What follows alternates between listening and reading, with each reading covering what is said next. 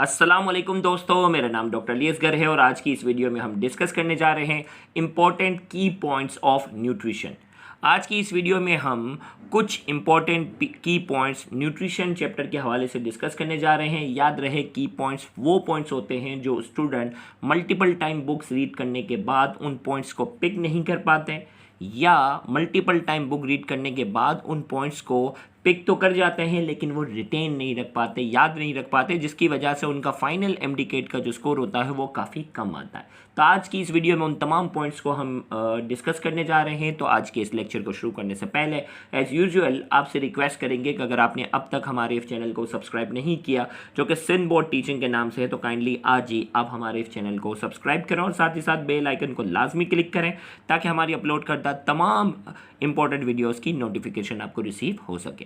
तो आइए हम स्टार्ट करते हैं। सबसे पहले मोस्ट एडवांस हेटेरोट्रॉफ्स, अगर आपसे पूछा जाए हेटेरोट्रॉफ वो होते हैं जो दूसरों से अपनी ग़िज़ा हासिल करते हैं, तो सबसे मोस्ट एडवांस हेटेरोट्रॉफ जो है वो इंसान को कहा जाता है, क्योंकि इंसान जो होता है वो वेजिटेबल यानी हर्बीवोर्स की तरह भी काम करता है, कार्निवोर्स की तरह भी काम करता है, यानी ये तमाम चीज़ों को डाइजेस्ट करने की सलाहियत रखता है।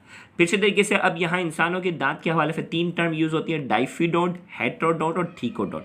डाइफिडोंट का मतलब है कि इंसानों के पास टू सेट ऑफ टीथ, एक जो होता है वो मिल्क टीथ कहलाते हैं जिसे डेसिडुअस टीथ कहते हैं और दूसरे परमानेंट टीथ कहलाते हैं। तो डाइफिडोंट है दो सेट होते हैं टीथ के, इसीलिए डाइफिडोंट कहलाते हैं। Heterodont teeth are of different shape and size, दांतों की जो शेप और साइज होती है वो डिफरेंट होती है, इसीलिए इंसानों के दांतों को हेटेरोडोंट भी कहते हैं। Thecodont teeth are embedded within the gums, दांतों का एक बहुत बड़ा हिस्सा जो होता है, 2/3 हिस्सा जो होता है वो गम्स के अंदर जो है वो मौजूद होता है, इसीलिए इनको कहते हैं थीकोडोंट्स। परमानेंट टीथ की जो तादाद है वो 32 होती है, जिसमें से इंसाइजर जो है वो कटिंग एंड बाइटिंग टीथ कहलाते हैं, इनकी तादाद जो होती है वो 8 होती है। कैनाइन जो होती है वो पॉइंटेड और टियरिंग टीथ होती है, उनकी तादाद 4 होती है। प्री मोलर्स जो है ये ग्राइंडिंग टीथ कहलाते हैं और मोलर भी ग्राइंडिंग टीथ कहलाते हैं। प्री मोलर की तादाद 8 होती है और मोलर की तादाद 12 होती है। इसी तरीके से ह्यूमन डेंटल फार्मूला आपके पास है, ये याद रखना है, आई बराबर है 2/2, कैनाइन 1/1, प्री मोलर 2/2 और मोलर बराबर है 3/3। अब ये बाकायदा जो है वो डिटेल लेक्चर में आपको बताया गया था कि इंसाइजर जो है वो 2 इस तरफ है 2 इस तरफ है। इसी तरीके से जो वो कैनाइन जो है वो 1 इस तरफ होता है 1 इस तरफ होता है। प्री मोलर 2 इस तरफ है 2 इस तरफ है। मोलर जो है वो 3 इस तरफ है 3 इस तरफ है। तो ये एक जबड़े की बात हो रही है, इस तरह टोटल 2 जबड़े हैं, तो मल्टीप्लाई बाय 2 टोटल इस तरह बनते हैं 32 दांत। फिर इसके बाद जो वो पूछा जाता है प्लेक। प्लेक क्या है? Is a mixture of bacteria and slavery material. Bacteria और स्लेवरी सलाइवा का जो मटेरियल होता है इसके मिक्सचर को हम प्लेक कहते हैं। अगर प्लेक के साथ कैल्शियम मिल जाए तो वो कैलकुलस कहलाता है, which can not be remove by brushing. Brushing के जरिए फिर हम उसको रिमूव नहीं कर सकते, ये बिल्कुल परमानेंटली दांतों पे जमता है। 3 pairs of salivary gland. Salivary gland जो है ये 3 पेयर हैं और ये मिलकर कितना सलाइवा प्रोड्यूस करते हैं? 24 आवर्स के अंदर 1.5 DM³ तक सलाइवा प्रोड्यूस करते हैं। अब ये इसमें एक जो है वो पैरोटिड ग्लैंड है, ये पैरोटिड, एक मिनट स्पेलिंग में इसकी करेक्ट कर लूँ, ये पैरोटिड ग्लैंड है। पैरोटिड ग्लैंड जो है वो एट द बेस ऑफ पिना, पिना यानी कान की बेस पर जो ग्लैंड का जो पेयर होता है, एक राइट ईयर पे और एक लेफ्ट पे, वो पैरोटिड है। सबलिंगुअल क्या होता है? At the base of tongue. सब मैंडिबुलर क्या होता है? At the base of lower jaw. ये आपने याद रखना है कौन सा बेस ऑफ जॉ पे है, कौन सा बेस ऑफ टंग पे, कौन सा बेस ऑफ पिना पे। फिर इसी तरीके से अगर हम बात करते हैं सलाइवा जो है उसमें 95% जो वो पानी है, कुछ म्यूकस होता है और उसमें अमाइलेस और लाइसोजाइम नाम, अमाइलेस एंजाइम मौजूद है और लाइसोजाइम मौजूद है। अमाइलेस का काम है स्टार्च को माल्टोस में कन्वर्ट करना, लाइसोजाइम का काम होता है पैथोजेनिक बैक्टीरिया जो हमारे खाने पीने की चीज़ों में होते हैं उसको डिस्ट्रॉय करना। विदाउट द पैलेट, पैलेट जो होता है which we could either breathe or swallow the food but not both. Palate अगर ना होता तो हम या तो सांस ले सकते या खाना निकल सकते, दोनों काम ना हो सकते। तो ये अल्लाह ताला ने हमें पैलेट दिया है, इसकी मदद से हम सांस भी ले सकते हैं और इसकी मदद से हम खाना भी खा सकते हैं। इपिग्लोटिस वो कौन सा स्ट्रक्चर आपसे पूछा जा सकता है, वो कौन सा स्ट्रक्चर है जो ग्लोटिस में खाने को जाने से रोकता है? तो आपका आंसर होगा epiglottis. Something other than gases come in between the epiglottis and glottis, a powerful cough reflex expelled it out. आपसे पूछा सकता है पावरफुल कफ रिफ्लेक्स कब आएगा, यानी गैसेस के अलावा कोई भी ऑब्जेक्ट किन 2 चीज़ों के दरमियान आएगा? तो आपका आंसर होगा एमसीक्यू का इपिग्लोटिस और ग्लोटिस के दरमियान। इपिग्लोटिस और ग्लोटिस के दरमियान गैसेस के अलावा कोई भी चीज़ आएगी तो पावरफुल कफ रिफ्लेक्स जो होगा आना शुरू हो जाएगा। इसोफिगस की लंबाई 25 सेंटीमीटर है और इसका काम होता है convey the food from pharynx to the stomach. आपसे 2 सवाल हो सकते हैं, या तो इसकी लंबाई पूछी जा सकती है और पूछा जाता है वो कौन सा स्ट्रक्चर है जो फेरिंग्स और स्टमक के दरमियान फूड को कन्वे करता है, तो भी आंसर होगा इसोफेगस। फिर इसी तरीके से पेरिस्टल्सिस की हम बात करेंगे, ये प्रोपल्सिव मूवमेंट होती है जीआईटी की, जीआईटी गैस्ट्रो इंटेस्टाइनल ट्रैक, इसकी फुल फॉर्म भी याद रखिएगा। अल्टरनेट रिदमिक कॉन्ट्रैक्शन और रिलैक्सेशन होती है, इसमें गट वॉल जो है डाइजेस्टिव सिस्टम का जो निज़ाम है उसमें क्या होती है, अल्टरनेट रिदमिक कॉन्ट्रैक्शन होती है और रिलैक्सेशन होती है।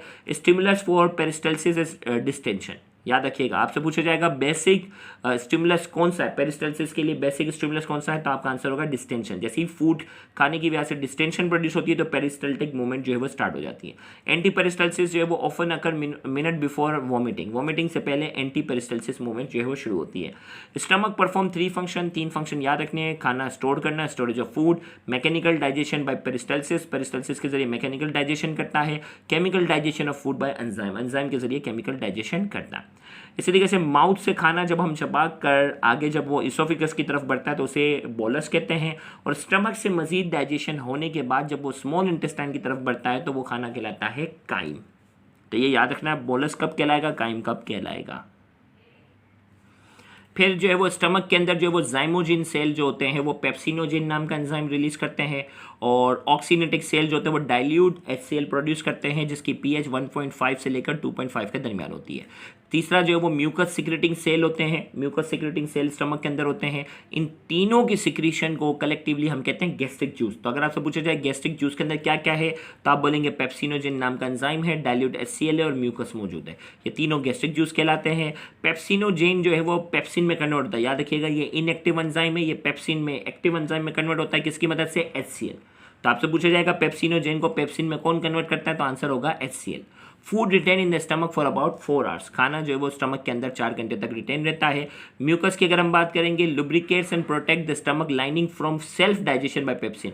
म्यूकस का काम क्या है, ये लुब्रिकेट करता है और स्टमक की लाइनिंग को प्रोटेक्ट करता है सेल्फ डाइजेशन से, वरना पेप्सिन क्या है, प्रोटीन को डाइजेस्ट करता है, वो स्टमक की वॉल को ही डाइजेस्ट कर जाता है, तो म्यूकस प्रोटेक्ट करता है।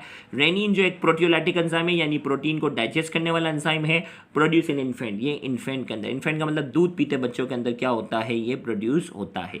इसका काम क्या होता है, सोल्यूबल मिल्क प्रोटीन जो कि कैसिनोजेन है, रेनिन उसको कन्वर्ट कर देता है इनसोल्यूबल प्रोटीन कैसिन में, और इस कैसिन को फिर बाद में पेप्सिन क्या कर लेता है, डाइजेस्ट करता है।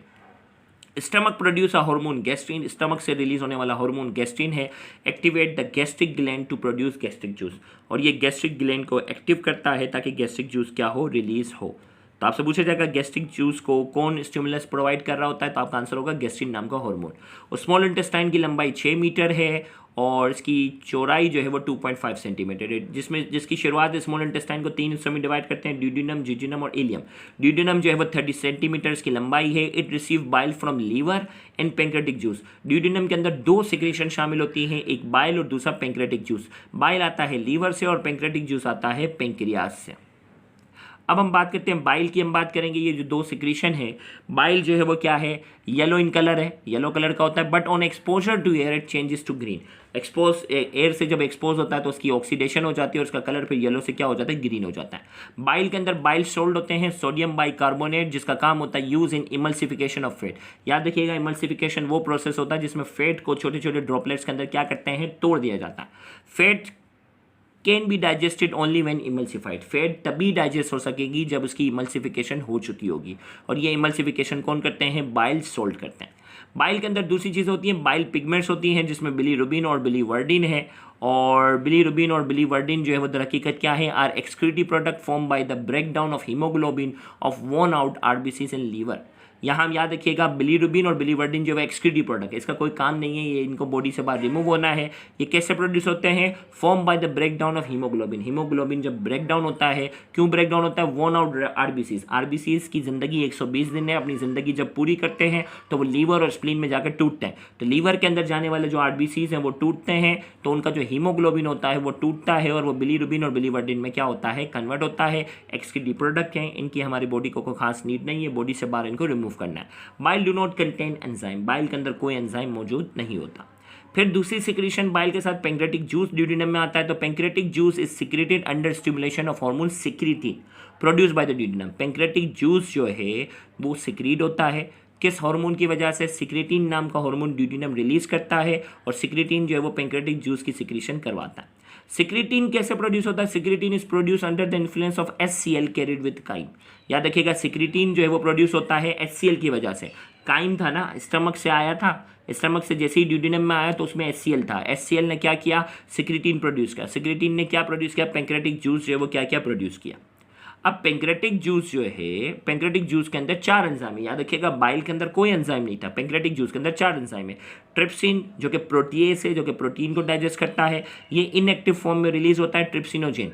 अब ये ट्रिप्सिनोजेन जो होता है वो ट्रिप्सिन में जाकर कन्वर्ट होता है, एक्टिव फॉर्म में कन्वर्ट होता है, और उसके लिए एक हमारे पास जो है वो एक हार्मोन होता है जिसका नाम है एंटेरोकाइनेस। एंटेरोकाइनेस नाम का जो हार्मोन है, एंटेरोकाइनेस जो है वो क्या करता है, वो रिलीज होता है, और एंटेरोकाइनेस जो होता है वो ट्रिप्सिनोजेन को ट्रिप्सिन में कन्वर्ट होता है। और ये एंटेरोकाइनेस कौन प्रोड्यूस कर रहा होता है, ड्यूटेनम। कीमोट्रिप्सिन जो होता है वो क्या करता है, कैसीन को जो वो तोड़ देता है into short chain amino acid, short chain amino acid में तोड़ता है। अमाइलेज क्या करता है, convert starch in glycogen into maltose, starch और ग्लाइकोजन को माल्टोज में कन्वर्ट करता है। लाइपेज क्या करता है, convert emulsified fat into fatty acid and glycerol. याद रखिएगा लाइपेज जो वो इमल्सिफाइड तो उसने बाइल ने कर दिया था ना, अब इमल्सिफाइड वाले फैट को फैटी एसिड और ग्लाइसरॉल में तोड़ देता है। Digestion of fat is completed in the duodenum. आपसे एमसीक्यू में पूछा जा सकता है कि ड्यूडेनम के अंदर किस चीज़ की डाइजेशन मुकम्मल हो जाती है, तो आपका आंसर होगा फैट, जबकि कार्बोहाइड्रेट और अमाइनो एसिड अभी अगले स्टेप में जाएंगे। जीजीनम की शुरुआत हो गई, 2.4 मीटर्स की लंबाई है। इसमें हमारे पास 4 एंजाइम रिलीज होते हैं, माल्टेस, सुक्रेस, लैक्टेस और peptidase. Final hydrolysis of disaccharides and tri and di peptides occur in jejunum. याद रखिएगा फैट की जो डाइजेशन है वो ड्यूडेनम में खत्म हो गई थी, जबकि जीजिनम में जाकर डाइसेक्राइड्स की फाइनल डाइजेशन यानी कार्बोहाइड्रेट की फाइनल डाइजेशन जीजिनम में खत्म होगी, और प्रोटीन भी फाइनली जो है वो जीजिनम में जाकर जो है वो कंप्लीटली डाइजेस्ट हो जाएगा। फिर आ जाते हैं एलियम। एलियम जो है वो 3.6 मीटर्स की लंबाई है, contain microscopic finger like projection villi. इसके अंदर जो है वो माइक्रोस्कोपिक फिंगर लाइक प्रोजेक्शन होते हैं जिन्हें विलाई कहते हैं, और उसका काम होता है increase the absorptive surface area. ये सरफेस एरिया को बढ़ा देता है ताकि ज़्यादा से ज़्यादा एलियम के अंदर क्या हो, एब्जॉर्प्शन हो। Monosaccharides in amino acid are absorb into the blood capillaries either by diffusion और एक्टिव ट्रांसपोर्ट। याद रखिएगा कार्बोहाइड्रेट की डाइजेशन हो गई थी, मोनोसेक्राइड में कन्वर्ट हो चुका है, प्रोटीन भी डाइजेस्ट हो चुका है अमाइनो एसिड्स में। ये दोनों जो है वो विलाई के जरिए क्या होते हैं, एब्जॉर्ब होते हैं, ब्लड कैपिलरीज में शामिल हो जाते हैं, डिफ्यूजन के जरिए या एक्टिव ट्रांसपोर्ट के जरिए। अब जो है वो लार्ज इंटेस्टाइन की बात करेंगे। लार्जर डायमीटर्स की 6.5 सेंटीमीटर होती है। इसके 3 पार्ट है, सीकम, कोलोन और रेक्टम। सीकम जो है वो 18 सेंटीमीटर, सीकम से निकलने वाली 18 सेंटीमीटर ब्लाइंड ट्यूब होती है, arise from its lower portion, जिसे हम कहते हैं वर्मीफॉर्म अपेंडिक्स। कोलोन को 3 हिस्सों में डिवाइड करते हैं, असेंडिंग कोलोन, ट्रांसवर्स कोलोन और डिसेंडिंग कोलोन। वैसे याद रखिएगा इसमें एक और चौथा पार्ट भी होता है, सिग्मोइड कोलोन, जो इसका जिक्र हमारी बुक के अंदर शामिल नहीं है। तो असेंडिंग, ट्रांसफर और डिसेंडिंग, इनका काम होता है inorganic salts, vitamins and water are absorb in the colon. इसमें इनऑर्गेनिक सोल्ट, वाइटामिन्स, वाटर, ये सारे जो है वो एब्जॉर्ब होते हैं किसमें, कोलोन में। फिर जो है वो तीसरा पार्ट जो होता है वो रेक्टम होता है, जिसमें अनडाइजेस्टेड फूड जो होता है वो स्टोर रहता है और डिफिकेशन के जरिए बॉडी से बाहर रिमूव हो जाता है। फिर यहाँ many symbiotic bacteria present in the large intestine synthesise amino acids and some vitamin, specially vitamin K. बहुत सारे सिम्बायोटिक बैक्टीरिया हैं जो लार्ज इंटेस्टाइन में पाए जाते हैं, जो कि अमाइनो एसिड सिंथेसाइज करते हैं, और कुछ वाइटामिन, स्पेशली कौन सा वाइटामिन सिंथेसाइज करते हैं, वाइटामिन के। फिर लीवर के हवाले से वैसे तो सेकेंड ईयर में बहुत ज़्यादा डिटेल है, लेकिन छोटी सी बात करते हैं। लीवर मेटाबॉलिक फैक्ट्री है, डिटॉक्सिफिकेशन सेंटर है, यानी जहरीली चीज़ों को हार्मफुल चीज़ों को हार्मलेस में कन्वर्ट करता है। स्टोरेज ऑर्गन है, कई चीज़ें स्टोर करता है। स्टोर क्या करता है, store glucose in the form of glycogen, glucose को स्टोर करता है ग्लाइकोजन की शक्ल में। Convert ammonia into urea, ammonia को यूरिया में कन्वर्ट करता है। Produce substance for coagulation of blood, खून को जमाने के लिए जो कुछ सब्सटेंस बनाते हैं जो कि खून को कोगुलेट यानी खून को जमने में क्या करते हैं, मदद देते हैं। फिर आगे फाइनली एनएस के थ्रू जो है वो अनडाइजेस्टेड फूड जो होता है वो रिलीज हो जाता है। इसके अराउंड 2 स्फिंक्टर है। इंटरनल स्मूथ मसल से बना हुआ स्फिंक्टर होता है under the control of autonomic nervous system, जो कि ऑटोनॉमिक नर्वस सिस्टम के कंट्रोल में होता है। आउटर वन स्ट्राइटेड मसल, जो कि स्केलेटल मसल से बना होता है, control by voluntary nervous system, जो कि वॉलंटरी नर्वस सिस्टम से कंट्रोल होता है। फिर 2 एंजाइम का जिक्र है, एक्सोपेप्टिडेस और एंडोपेप्टिडेस। एक्सोपेप्टिडेस क्या करता है, split off terminal amino acid from protein. Terminal amino acid यानी एंड वाले अमाइनो एसिड को स्प्लिट ऑफ करता है। एंडोपेप्टिडेस क्या करता है, break bond between amino acid within protein, बीच वाले जो अमाइनो एसिड होता है उसके बॉन्ड को ब्रेक करता है। अब आइए हम कुछ डिजीज़ की बात करते हैं, इसमें पूरे सिनारियो बनकर आ सकते हैं। डायरिया, जिसे लूज मोशन कहते हैं, result from rapid movement of faecal metal. Faecal metal अगर रैपिडली लार्ज इंटेस्टाइन से मूव करेगा तो लूज मोशन हो जाएंगे, और अगर स्लो मूवमेंट करेगा तो क्या होगा, कॉन्स्टिपेशन होगी। फिर इसी तरीके से जो वो एंट्राइटिस की बात करेंगे, एंट्राइटिस किसकी वजह से हो सकता है, वायरस और बैक्टीरिया दोनों की वजह से हो सकता है, और इसी एंट्राइटिस की वजह से डायरिया और लूज मोशन होते हैं। कोलेरा में cause diarrhoea, cholera vibrio cholera नाम का जो बैक्टीरिया है जो कोलेरा नाम की बीमारी करता है उसमें डायरिया होता है। साइकोजेनिक डायरिया जो होता है वो नर्वस सिस्टम की वजह से होता है, खौफ परेशानी की वजह से होता है। डायसेंट्री, और डायसेंट्री क्या होता है, diarrhoea plus blood and mucus in stool.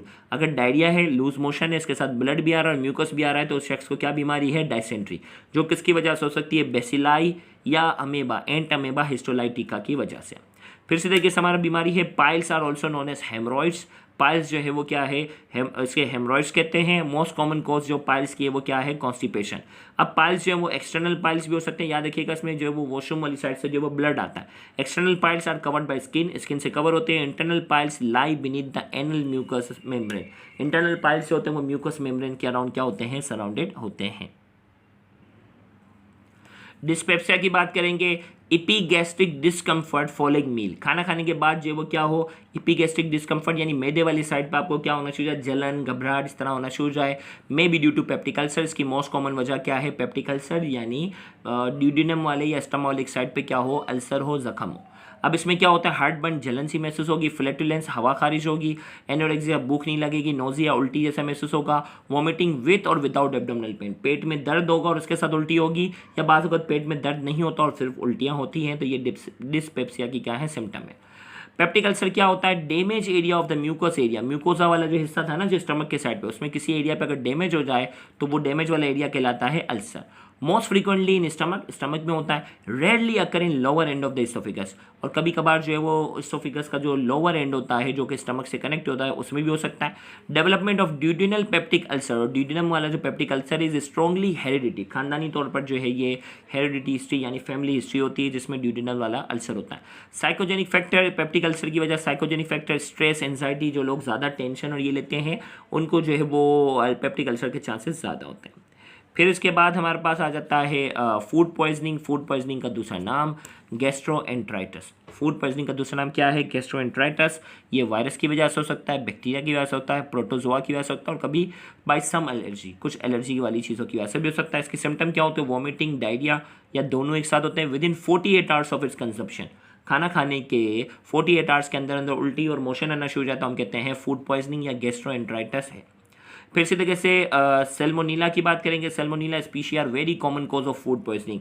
आपसे पूछा जाएगा वो कौन सा बैक्टीरिया है जो मोस्ट कॉमन कॉज है फूड पॉइजनिंग का, तो आपका आंसर होगा सेल्मोनीला। फिर इसके बाद आ जाता है मेल न्यूट्रिशन। मेल न्यूट्रिशन के अंदर जो है वो अंडर न्यूट्रिशन और ओवर न्यूट्रिशन दोनों आती हैं। Extreme protein deficiency called kwashiorkor disease result in oedema. याद रखिएगा प्रोटीन की अगर बहुत ज़्यादा कमी हो जाए तो इंसान फूलना शुरू हो जाता है, स्वेल होना शुरू हो जाता है। बच्चों के अंदर ये बीमारी होती है, एडिमा होना शुरू हो जाता है, और इस बीमारी को नाम देते हैं क्वाशिकॉर्ड। फिर इसी तरीके से जो वो एनोरेक्सिया नर्वोसा और bulimia nervosa. Anorexia nervosa young girls के अंदर होता है जब वो खाना वगैरह बिल्कुल कम खाती हैं जिसकी वजह से वो बहुत कमज़ोर होती हैं, वो एनोरेक्सिया नर्वोसा। ये भी साइकोलॉजिकल डिसऑर्डर है। बुलिमिया नर्वोसा क्या होता है, ये जो वो मिडल एज वुमेन के अंदर ये होता है, और अक्सर उसमें क्या होता है वो बहुत ज़्यादा खाना खा रही होती हैं, और ये भी साइकोजेनिक डिसऑर्डर है, उसे हम कहते हैं बुलिमिया नर्वोसा। अब जो वो कुछ बीमारियां हैं जिनका जिक्र है कि वायरस की वजह से होने वाली बीमारी, बैक्टीरिया और प्रोटोजोआ की। वायरस से होने वाली बीमारी, वैसे तो वायरस वाला पूरा चैप्टर पढ़ लिया है, influenza, rabies, yellow fever, poliomyelitis, measles, ये सब बीमारियां वायरस से होने वाली हैं। बैक्टीरिया से होने वाली tuberculosis, typhoid, cholera, plague, tetanus और लेप्रोसी, इन तमाम बीमारियों के नाम याद रखने, ये बैक्टीरिया से होने वाली बीमारियां हैं। प्रोटोजोआ से होने वाली बीमारी मलेरिया, प्लाज्मोडियम से, ट्राइपेनोसोमियासिस, ट्राइपेनोसोमा से, लेशमेनियासिस, लेशमेनिया नाम के बैक्टीरिया से, और एमेबियासिस, एंटमेबा हिस्टोलाइटिका की वजह से होता है। ये सारे प्रोटोजोआ हैं। हेलमिंथिक डिजीज़ की अगर हम बात करेंगे, ये वॉर्म्स की वजह से होती है। टीनियासिस, टीनिया सेजाइनेटा की वजह से होता है। हुकवॉर्म डिजीज़ एनसाइक्लोओस्टोमा की वजह से होता है। राउंड वॉर्म डिजीज़ है वो एस्केरिस की वजह से होता है, और उसे एस्केरेसिस भी कहते हैं। एंट्रोबियस वर्मिकुलरिस जो है itching around anus, itching around anus जो है वो एंट्रोबियस वर्मिकुलरिस नाम के वॉर्म्स की वजह से होता है। और फिलेरियासिस जो है वो फिलेरिया नाम के वॉर्म्स की वजह से होता है। एग्जाम्पल ऑफ एक्टोपेरासाइट, एक्टोपेरासाइट वो होते हैं जो बॉडी से बाहर रहकर जो है वो दूसरों को नुकसान पहुंचाते हैं। इसके एग्जाम्पल है मॉस्किटो, लाइस, बेडबग, फ्लीस, ये चारों जो है वो क्या है, एक्टोपेरासाइट के एग्जाम्पल हैं जो कि आपको याद होनी चाहिए। तो यहाँ जाकर इंपॉर्टेंट की पॉइंट्स जो है वो न्यूट्रिशन के चैप्टर से रिलेटेड जो है वो मुकम्मल होती हैं। इंशाल्लाह नेक्स्ट लेक्चर में नए चैप्टर के की पॉइंट्स को डिस्कस करेंगे। Thank you very much. अल्लाह हाफिज़।